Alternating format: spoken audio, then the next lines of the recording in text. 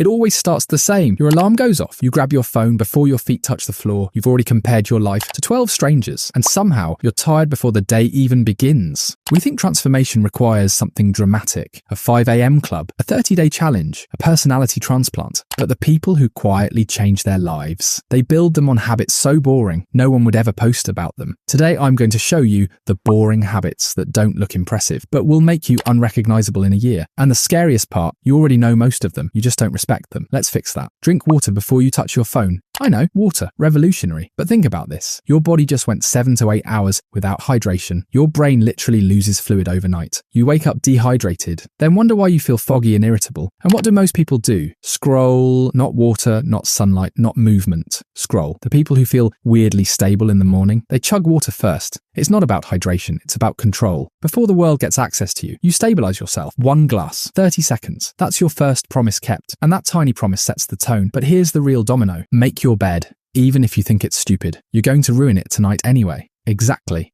That's the point. Making your bed is proof that you can start and finish something before 7 a.m. It's your first completed task, your first micro win, and your brain notices. Momentum isn't loud, it's subtle. One finished task makes the next one easier. Walk into a messy room after a long day, and your brain feels chaotic. Walk into order, and something inside you exhales. It's not about pillows, it's about identity. You're telling yourself, I'm someone who doesn't leave things undone. And once that identity sticks, bigger habits become easier. But discipline doesn't stop in the morning. It shows up when you're tired. Take a 10-minute walk after you eat. Most people eat and collapse. Food coma, couch mode, brain offline. Then they complain about feeling sluggish for the next 3 hours. Meanwhile, someone else walks around the block. 10 minutes. No podcast, no tracking app, just movement. That tiny walk stabilizes blood sugar, improves digestion, prevents the crash. But more than that, it sends your body a message. We're not done with the day. Maintenance beats motivation. You don't need an intense workout. You need consistency. And that consistency starts stacking quietly, which brings us to the habit that makes everything else easier. Go to bed at the same time. Yes, even weekends. You don't have an energy problem. You have a rhythm problem. Sleeping at random hours is like changing time zones every night. Your body has no idea what's happening.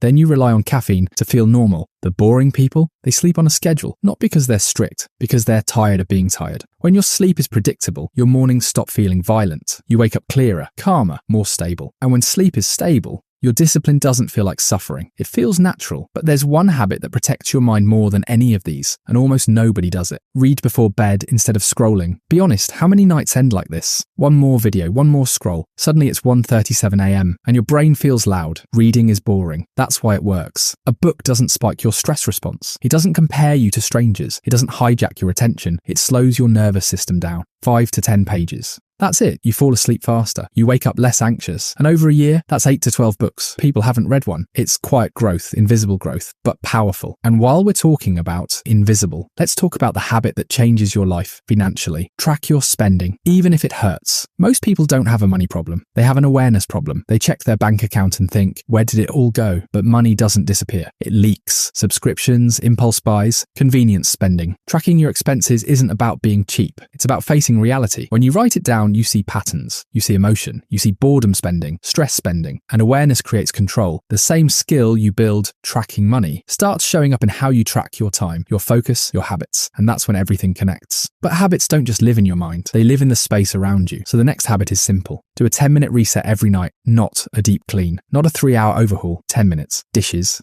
desk, clothes off the chair. That's it, because clutter is postponed decisions, and postponed decisions become stress. When you reset your space, you reset your mind. You wake up to a runway, not resistance, and momentum feels effortless. The boring truth.